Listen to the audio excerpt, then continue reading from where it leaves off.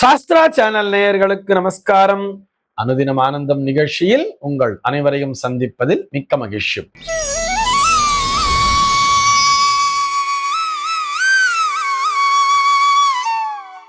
இன்று 27/2/2026 இந்த நாள் குறித்து பஞ்சாங்கம் என்ன சொல்றதுன்னு பார்க்கலாம் வாங்கோ.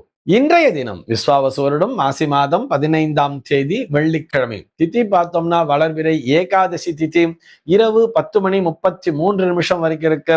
அதனை தொடர்ந்து வளர்பிறை துவாதசி திதியானது வந்து விடுகிறது. இன்னைக்கு நட்சத்திரம் பார்த்தோம்னா திருவாதிரை நட்சத்திரம் பகல் 10:47 வரைக்கும் இருக்கு. அதனை தொடர்ந்து புனர்பூசம் நட்சத்திரம் என்பதும் வந்து விடுகிறது. இந்த நாள் முழுவதுமே ஒரு சித்தயோகம் கூடிய நாளாக அமைந்திருக்கிறது. இது போக பஞ்சாங்கத்திலே வரக்கூடிய யோகம் அப்படின்னு சொல்லி பார்த்தோம்னா இன்றைக்கு ஆயுஷ்மான் அப்படிங்கிற ஒரு யோகத்தை கொடுத்திருக்கா. கரணம் பார்த்தோம்னா வணிஜை அப்படிங்கிற ஒரு கரணத்தை கொடுத்திருக்கா. இந்த நாளானது ஒரு மேல் நோக்கு நாளாக அமைந்திருக்கிறது. இன்னைக்கு என்ன ஸ்பெஷல் அப்படின்னு சொல்லி பார்த்தோம்னா இன்றைய தினம் பஞ்சாங்கத்திலே சர்வ ஏகாதசி அப்படிங்கிறத கொடுத்திருப்பார். இந்த ஏகாதசியை ஆமலக்கி ஏகாதசி என்ற பெயரிலே அழைக்கிறார்கள். ஆக சர்வ ஆமலக்கி ஏகாதசி நாளாக இந்த நாளானது அமைந்திருக்கிறது. இதுபோக இந்த நாளினை ரங்கபரி ஏகாதசி என்ற பெயரிலும் அழைப்பார்கள். இதுபோக இந்த நாளானது ஒரு கரிநாளாக அமைந்திருக்கிறது. கரிநாள்னு சொன்னா சூரியனுடைய தீட்சிண்யம் அதிகமாக இருக்கக்கூடிய நாள் என்பதை புரிந்து கொள்ள வேண்டும். சென்னையை பொறுத்தவரை இன்றைய தினத்தினுடைய சூரிய உதயம் என்பது காலை 6:29 சூரிய அஸ்தமனம் என்பது மாலை 6:13 சந்திர உதயம் என்பது மதியம் 2:29 சந்திர அஸ்தமனம் என்பது நாளைய தினம் அதிகாலை 3:42 சம்பவிக்கிறது. பிரம்ம முகூர்த்தம் பார்த்தோம்னா நாளைய தினம் அதிகாலை 4:50 முதல் காலை 6:29 வரையில் நீடித்திருக்கிறது. சென்னையை பொறுத்தவரை இன்றைய தினத்தினுடைய ராகு காலம் என்பது பகல் 10:53 முதல் மதியம் 12:21 வரையிலும், யமகண்டம் என்பது மதியம் 3:17 முதல் மாலை 4:45 வரையிலும், குளிகை காலம் என்பது காலை 7:57 முதல் 9:25 வரையிலும் நீடித்திருக்கிறது. இன்னைக்கு தினாந்தம் பார்த்தோம்னா இன்றைய தினம் இரவு 1:53 கொடுத்திருக்கா. சூலம் பார்த்தோம்னா இன்றைக்கு மேற்கே சூலம் பகல் 11:11 வரையில் அந்த சூல தோஷம் என்பது உண்டு. அதற்குரிய பரிகாரமாக வெள்ளம் தானம் விடுத்து விட்டு மேற்கு திசையை நோக்கி பயணிக்கலாம் அப்படிங்கிறதையும் சொல்லி இருக்கா. நமது சாஸ்திரா சேனலில் திருக்கோவிலூர் KB ஹரிபிரசாத் சர்மா அவர்கள் வழங்கும் தினசரி பஞ்சாங்க குறிப்பு, ஆன்மீகம் மற்றும் ஜோதிட தகவல்களை உள்ளடக்கிய நிகழ்ச்சி அனுதினம் ஆனந்தம்.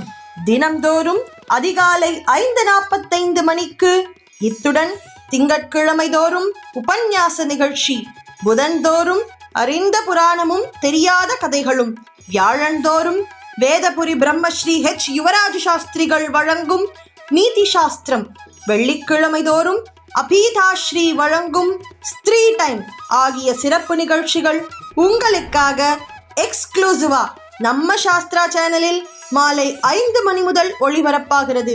மறக்காம பாருங்கோ, லைக் பண்ணுங்கோ, சப்ஸ்கிரைப் பண்ணுங்கோ, முக்கியமா உங்க ஃப்ரெண்ட்ஸ் அண்ட் ரிலேட்டிவ்ஸ் குரூப்ஸ்க்கு ஷேர் பண்ணுங்கோ. இன்றைய தினத்தினுடைய ஆன்மீக தகவலாக நம்ம என்ன பார்க்க போறோம் சொல்லி பார்த்தோம்னா, யோமகேஷ் சுவாமிநாதன் அப்படிங்கிற ஒரு நேயர் கேள்வி கேட்டிருக்கார்.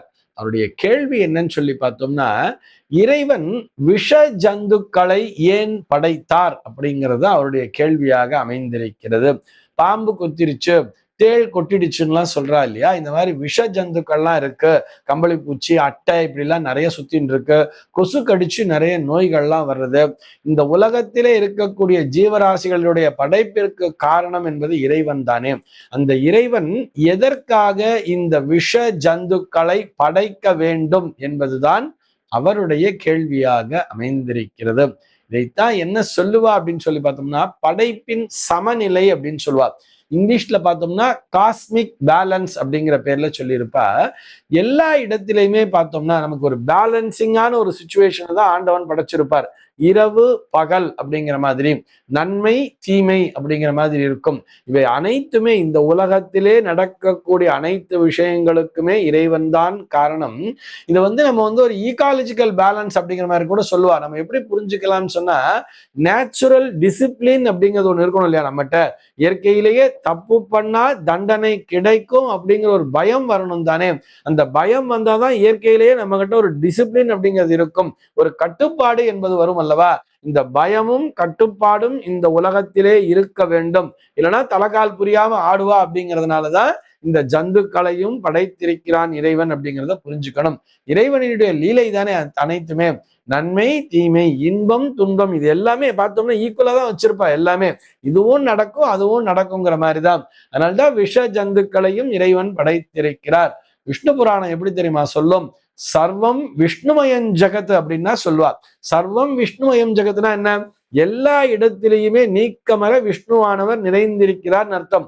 சர்வ வியாபினகா விஷ்ணுன்னு பேரு. அதாவது சர்வ வியாபினகா எல்லா இடத்திலுமே விஷ்ணுவானவர் நிறைந்திருப்பார் அப்படின்னு சொல்றார். இறைவன் எல்லா இடத்திலுமே இருப்பார், தூணிலும் இருப்பார் துரும்பிலும் இருப்பார் சொல்ற மாதிரி அந்த விஷ ஜந்துக்களிடம் கூட இறைவனினுடைய அந்த தன்மை என்பது இருக்கத்தான் செய்கிறது. ஆக இறைவனினுடைய படைப்பில் அப்படி எல்லா இடத்திலையுமே இறைவன் நீக்கமர நிறைந்திருக்கிறான்னு புரிஞ்சுட்டாலே போருமானது. இதே மாதிரி இப்ப கருட புராணத்துல பார்த்தோம்னா, பாப கர்மாவினை செய்தவர்கள் இந்த மாதிரி பாம்பு தேள் போன்ற பிறவிகளை அடைகிறார்கள் சொல்லியிருப்பா. இவன் ஏற்கனவே போன ஜென்மால பாப கர்மாவினை செய்திருப்பான், அதனால இவன் இந்த ஜென்மால இப்படி பிறந்திருக்கான். இவன் என்னதான் பாம்பு தேளா பிறந்து யாரையும் கொட்டாம தனியா இருந்தா கூட இவன் மற்றவர்களால் நிச்சயமாக அடிபட்டுத்தான் சாவான். ஒரு பாம்பு அடி போனா கூட அது நம்ம கொத்தலைன்னா கூட நம்ம என்ன பண்றோம்? பாம்பு அடிங்கிறோம்ல, அது பாட்டின்னு தான் போயின்னு இருக்கோம். இருந்தாலும் நமக்கு ஒரு பயம் வர்றதில்ல. அந்த பாம்பு என்பது ஒரு விஷ ஜந்து. ஒரு வீட்டுக்குள்ள ஒரு பாம்பு வந்துடுறதுன்னே வச்சுப்போமே, நமக்கு என்ன ஆறுது? உடனே அந்த பாம்பை அடிச்சே தெரியும் சொல்லிட்டு கோல் எடுத்துட்டு நம்ம போய் அந்த பாம்பை அடிச்சிடுறோம் தானே. இதற்கு காரணம் அந்த பாம்பானது போன பிறவியிலே செய்த கர்ம வினை, கர்ம பலன் அப்படிங்கிற மாதிரி சொல்றார். இவை அனைத்துமே ஒரு சைக்கிள் தானே, அதை நல்லா புரிஞ்சுக்கணும். நம்ம சாஸ்திர அடிப்படையில பார்த்தோம்னா, வேதத்தினுடைய கருத்துக்களின்படியும் சரி, புராணத்தினுடைய கருத்துக்களின்படியும் சரி, எல்லா ஜீவராசிகளிலுமே பரமாத்மா உள்ளார். பிறவி என்பது கர்மாவின் அடிப்படையில் கிடைக்கிறது. விஷ ஜந்துக்களுக்கும் அதே விதிதான். இந்த விஷ ஜந்துக்களும் கூட அந்த சுழற்சியினுடைய ஒரு பகுதிதான் அப்படிங்கிறத சொல்றார். அவையும் இறுதியில் மோட்சம் அடையும் ஜீவராசிகளே அப்படிங்கிறத வலியுறுத்தி சொல்றார். ஏன் நம்ம மனிதர்கள்லயே கூட அசுரர்கள் அப்படின்னு சொல்றோம் இல்லையா? அவ்வளவு ஏன் நம்ம ஹிரண்யாக்ஷன் ஹிரண்யகசிபுவினுடைய கதை தெரியும். ஹிரண்யாக்ஷன் ஹிரண்யகசிபு மகாவிஷ்ணுவினுடைய அந்த துவார பாலகர்களாகவே இருந்தவர்களாம். ஒரு சாபத்தின் காரணமாக அவர்களுக்கு பிறப்பு அப்படிங்கிறது கிடைக்கும் பொழுது பகவான் அவங்க கிட்ட கேட்கிறார், ஒரு குறைந்த ஒரு 3 பிறவி மட்டும் போதும், ஆனா அந்த 3 பிறவில நீங்கள் எனக்கு எதிரிகளாக இருப்பீர்கள், நான் தான் உங்களை சம்ஹாரம் பண்ண வேண்டி இருக்கணும் பொழுது, ஆகா எங்களுக்கு அதுவே போதும், எங்களுடைய பாக்கியம் சொல்லிட்டு அவங்க 2 பேரும் வாங்கிட்டு தான் போராடலாம். அந்த சாபத்தின் காரணமாகத்தான் அவன் ஹிரண்யாக்ஷனும் ஹிரண்யகசிபுவா வரா, பகவான் சம்ஹாரம் பண்றான். அதே மாதிரிதான் கும்பகர்ணன் ராவணேஸ்வரனா வரான்லாம் நம்ம அந்த கதையெல்லாம் நம்ம படிச்சிருப்போம். இப்படி எல்லா பிறப்புகளிலுமே அந்த அசுரர்களிடம் கூட இறைவனினுடைய ஆதிக்கம் என்பதுதான் இருக்கும் அப்படிங்கிறதுக்காக சொல்றோம். பெரும்பாலும் அசுரர்கள் பார்த்தோம்னா ஒண்ணு பிரம்மாட்ட வரத்தை வாங்கிட்டு இருப்பா, இல்லைன்னா பெருமாள்கிட்ட வரத்தை வாங்கிட்டு இருப்பா, அல்லது சிவன்டையும் வரத்தை வாங்கிட்டு தவம் இயற்றி பரமேஸ்வரன் வரம் வாங்கிட்டு அவர்கள் அட்டகாசம் பண்ணிட்டு இருப்பாங்கலாம் படிச்சிருப்போம் தானே. ஆக எல்லோரிடத்திலும் அந்த இறைத்தன்மை உண்டு. அப்படித்தான் விஷ ஜந்துக்களிடத்திலும் அப்படிங்கிற மாதிரி சொல்றார். நம்ம அதர்வண வேதத்துல பார்த்தா கூட அந்த விஷ நிவாரண மந்திரங்கள்லாம் இருக்கும். அந்த விஷ ஜந்துக்களை எப்படி சொல்வான்னு சொன்னா, அந்த விஷ ஜந்துக்கள் அழிந்து விட வேண்டும் என்று பிரார்த்தனை செய்ய மாட்டார்கள். எப்படின்னு சொன்னா, அந்த விஷ ஜந்துக்களிடத்தில் எப்படி பிரார்த்தனை வச்சுப்பான்னா, நீங்கள் எதிரிகளாக இல்லாமல் மரியாதையுடன் விலகி சென்று விடுங்கள் அப்படிங்கிற மாதிரிதான் ஒரு பிரார்த்தனை வச்சிருப்பார். அவர்கள் அந்த இடத்திலிருந்து விலகி சென்று விட வேண்டும் என்றுதான் அந்த அதர்வண வேத மந்திரங்களும் அதனை உச்சரிக்கின்றன. சர்ப்பபலி அப்படிங்கிற மாதிரி கூட வச்சிருப்பா தெரியுமா? சம்ஸ்காரங்களை சப்தபாகிய யஜ்யத்திலே சர்ப்பபலி அப்படிங்கிறதையும் வச்சுருப்பா. அது பார்த்தோம்னா ஆவணி மாசத்திலிருந்து ஆரம்பிச்சு, அந்த பௌர்ணமில இருந்து ஆரம்பிச்சு அது அப்படியே புஷ்ய பௌர்ணமி வரைக்குமே அப்படியே கொண்டு வந்திருப்பா. ஒரு 4 மாசத்துக்கு தொடர்ந்து அந்த சர்ப்பபலி அப்படிங்கறத கூட பண்ணிட்டு இருப்பா. இப்படி எதற்காக என்று சொன்னால் இந்த விஷ ஜந்துக்கள் மனிதன் நடக்கின்ற பாதையிலே குறுக்கே வராமல் அவையவை தனியாக இருக்க வேண்டும், நல்லபடியாக வாழ வேண்டும். விஷ ஜந்துக்களும் நல்லபடியாக வாழ வேண்டும். இந்த விஷ ஜந்துக்களால் மனிதர்களுக்கும் மனிதர்களால் விஷ ஜந்துக்களுக்கும் எந்த விதமான பாதிப்பும் உண்டாகிவிடக்கூடாது அப்படிங்கிறத முன்னிறுத்தித்தான் துறவிகள்லாம் பார்த்தோம்னா சாதுர்மாசிய விரதம் அப்படிங்கிறதையே அந்த 4 மாத காலத்திலே ஒரு விரதத்தினை மேற்கொள்வார்கள். வைதிகர்கள்லாம் பார்த்தோம்னா சர்ப்பபலி சாந்தி அப்படிங்கிற மாதிரி கூட ஒரு விஷயத்தை வச்சிருப்பார். இப்படி சர்ப்பபலியையும் ஒரு சம்ஸ்காரமாக ஒரு பாக யஜ்யமாகவே வைத்துக் கொண்டு செய்து கொண்டிருப்பார்கள். ஆக இறைவன் விஷ ஜந்துக்களை ஏன் படைத்தார் அப்படிங்கிற கேள்விக்கு நேரடியாக விடையளிக்க வேண்டும் என்று சொன்னால் இது படைப்பினுடைய சமநிலையை காட்டுகிறது. அந்த cosmic balance, ecological balance, natural discipline அப்படிங்கிறது மனிதன்கிட்ட வரணும் அப்படிங்கிறதுக்காகத்தான் இந்த விஷ ஜந்துக்களையும் இறைவன் படைத்திருக்கிறார். இப்படி புரிந்து கொண்டாலே போதுமானது. இந்த தகவலோடு இன்றைய தினம் உங்களிடமிருந்து நான் விடைபெற்றுக் கொள்கிறேன். மீண்டும் உங்கள் அனைவரையும் நாளைய தினம் ஒரு புதிய தகவலோடு சந்திக்கிறேன். நண்பர்கள் அனைவருக்கும் அனுதினமும் ஆனந்தமாய் அமைய பிரார்த்திக்கிறேன். லைக் பண்ணுங்க, சப்ஸ்கிரைப் பண்ணுங்க, முக்கியமா உங்க ஃப்ரெண்ட்ஸ் அண்ட் ரிலேட்டிவ்ஸ் குரூப்ஸ்க்கு ஷேர் பண்ணுங்க.